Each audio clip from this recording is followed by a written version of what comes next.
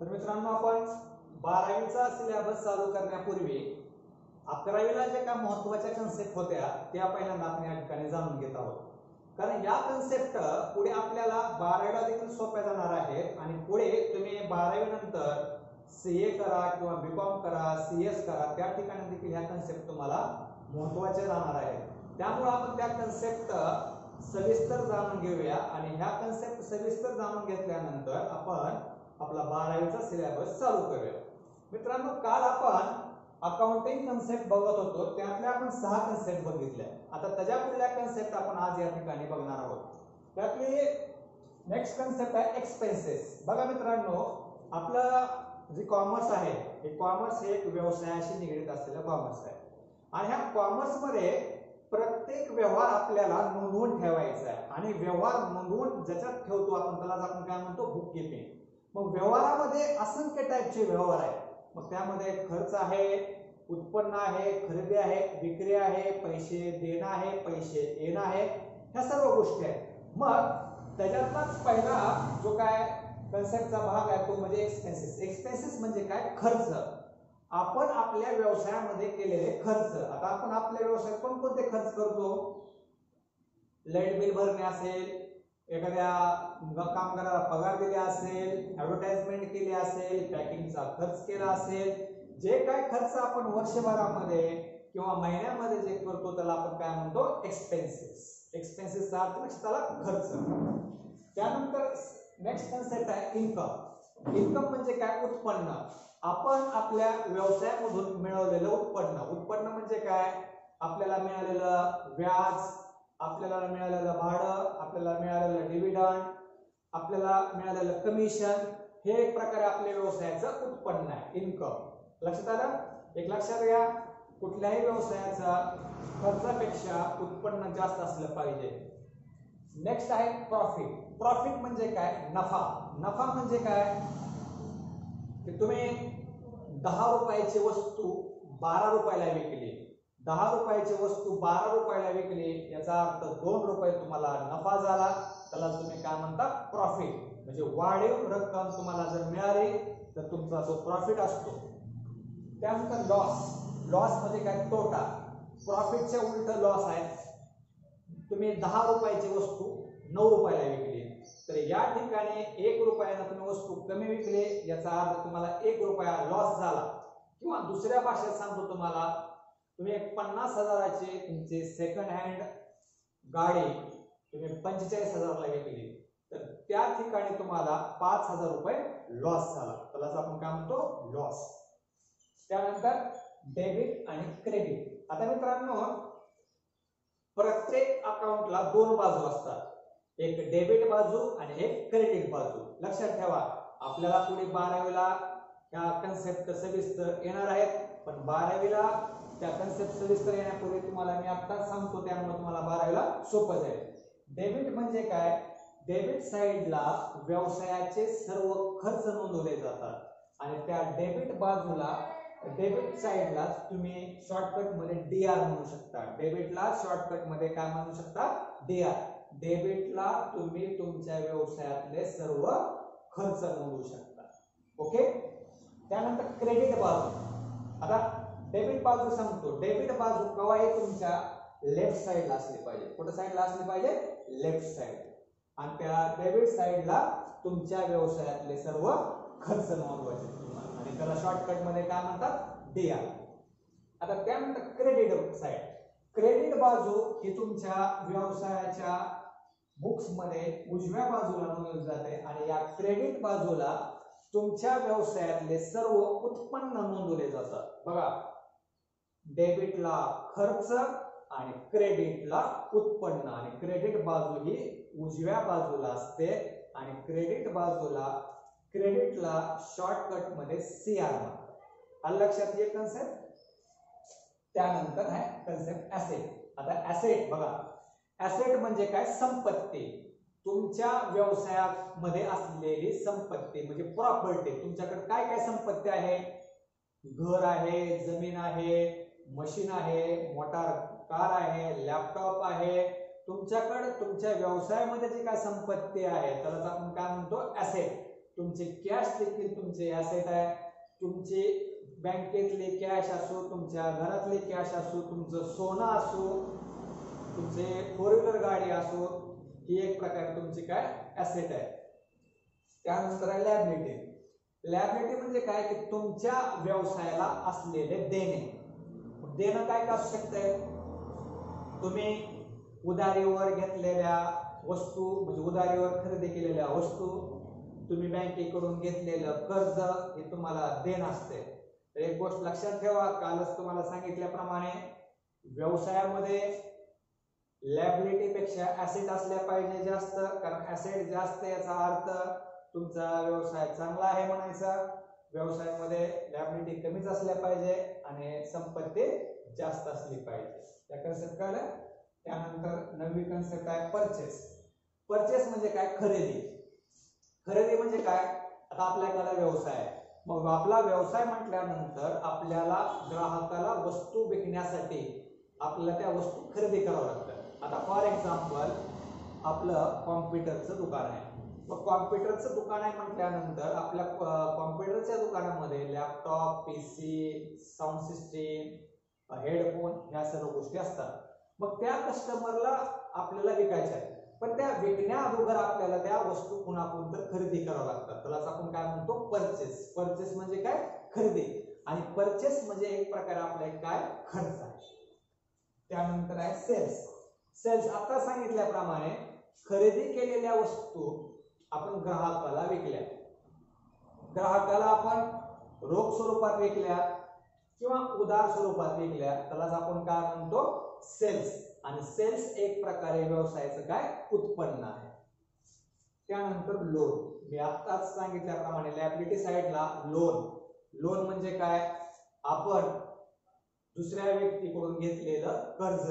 जर दुसऱ्या व्यक्तीकडून जर आपण कर्ज घेतलं असेल तर त्याला आपल्याला ते देणं असते, त्यामुळे आपण ते लॅबिलिटी साइडला दाखवूया.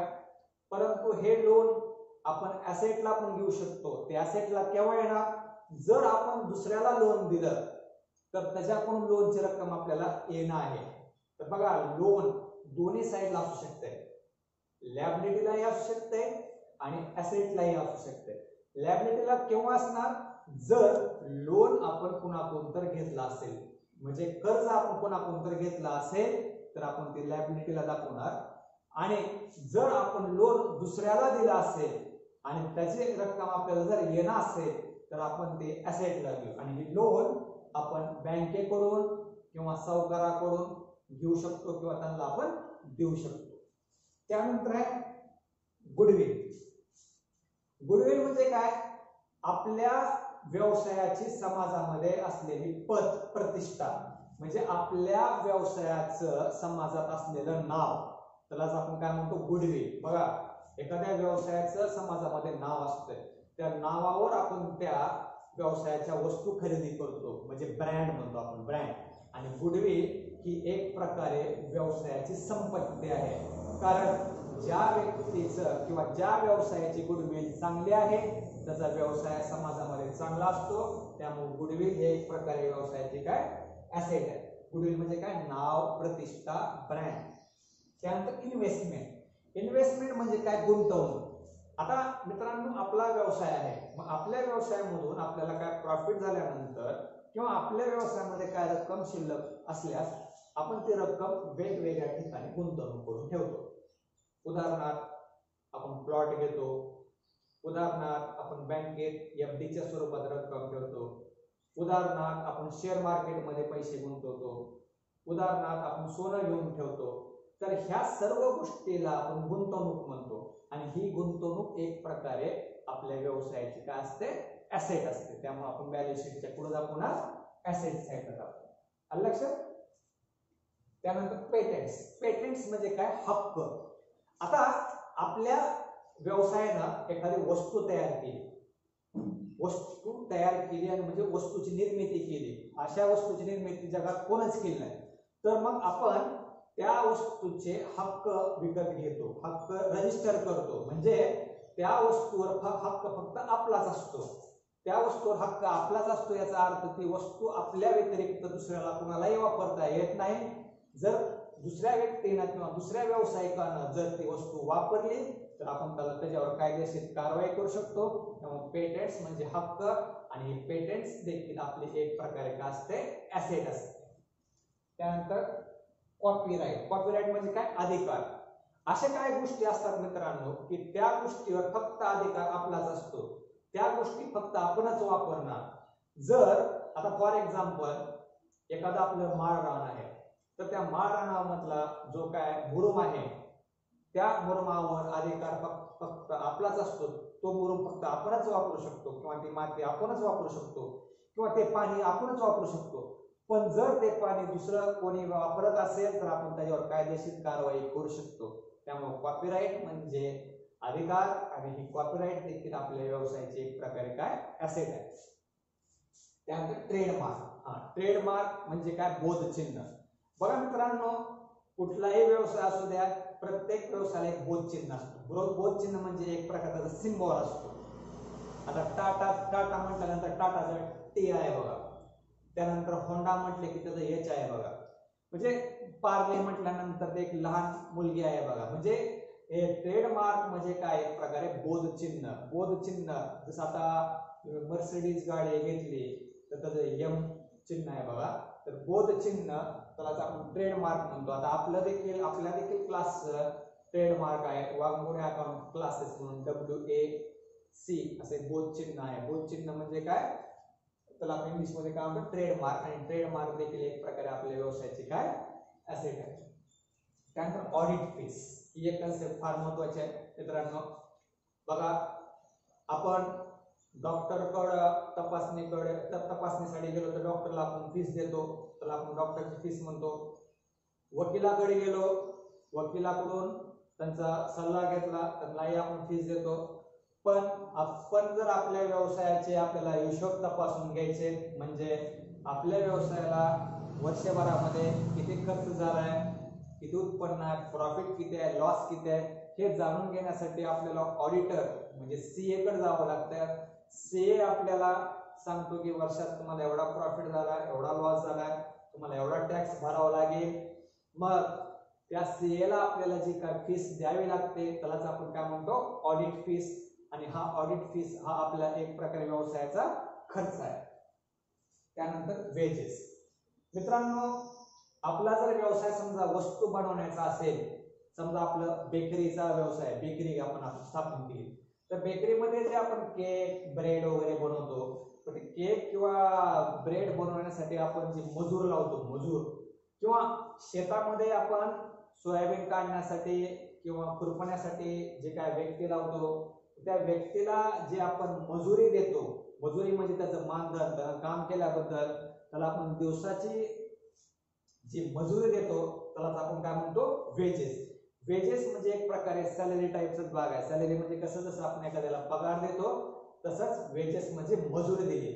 मजुरी दिली म्हणजे त्या व्यक्तीकडून आपण काम करून घेतलं आणि काम करून घेतल्याच्या बदल्यात आपण त्याला पैसा दिलाय, त्यालाच आपण काय म्हणतो, वेजेस. आणि वेजेस मजुरी आपल्या व्यवसायाचा एक प्रकारे काय खर्च आहे. त्यानंतर रेंट. आता आपला व्यवसाय मार्केटमध्ये आहे, मग आपण ते मार्केटमध्ये एखादा गाळा भाड्याने घेतला किंवा एखादी रूम भाड्याने घेतली, तर आपल्याला तिथं महिन्याला किंवा वर्षाला काय भाडं द्यावं लागतंय. जे काय आपण भाडं देतो त्यालाच आपण काय म्हणतो, रेंट. मग रेंट देखील हा आपल्या व्यवसायाचा खर्च आहे. आता रेंट देखील मित्रांनो महत्वाची कन्सेप्ट सांगतो या ठिकाणी.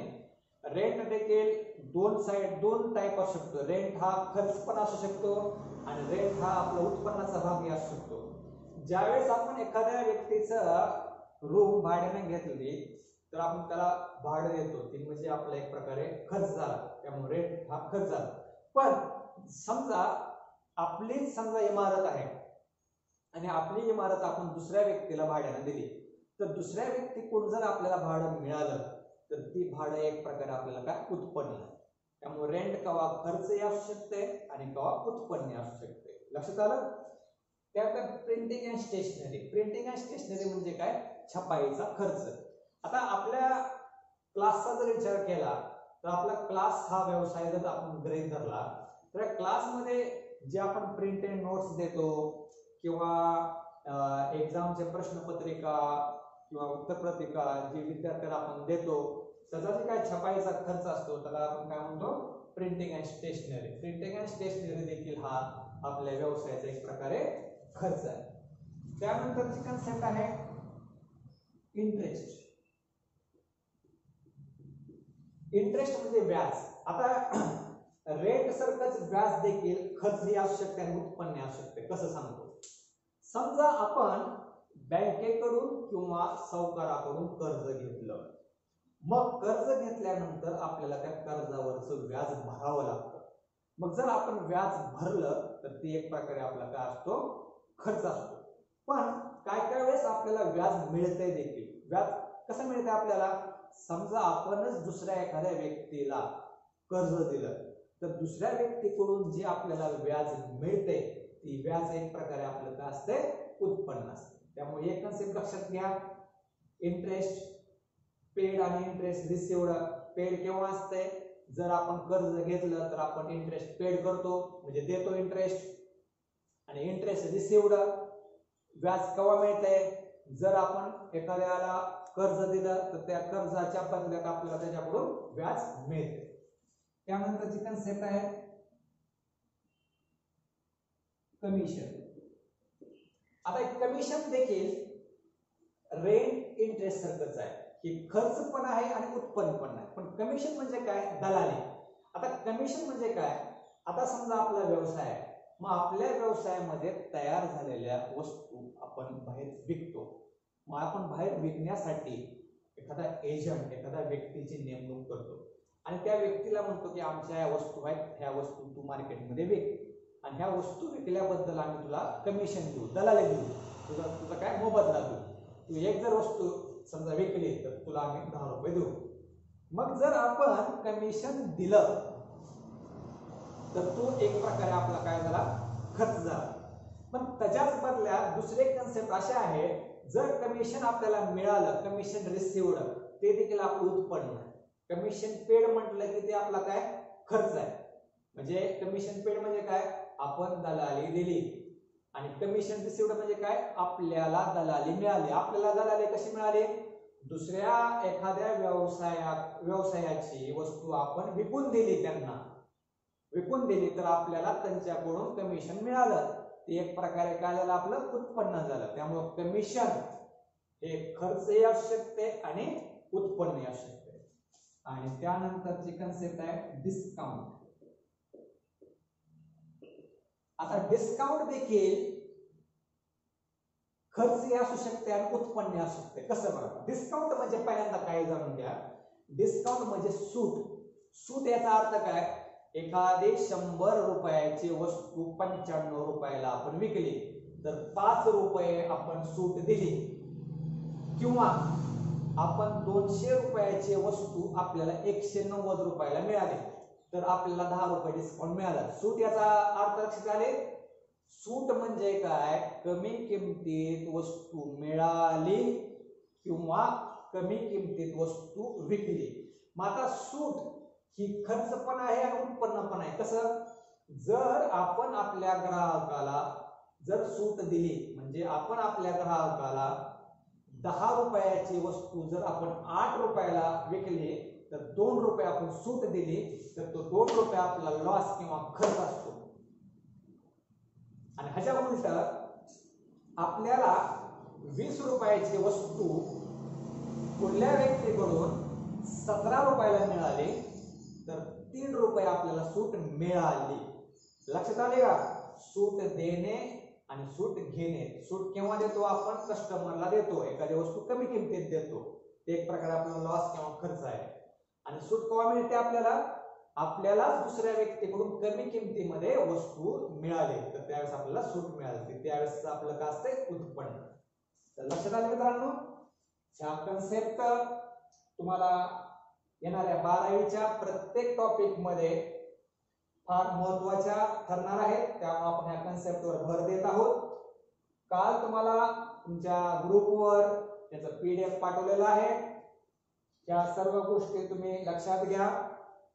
ह्या सर्व कन्सेप्ट आपल्या झाल्यानंतर आपण आपल्या 12वीच्या मेन सिलेबसला सुरुवात करूया. ठीक आहे, या ठिकाणी आपण थांबूया.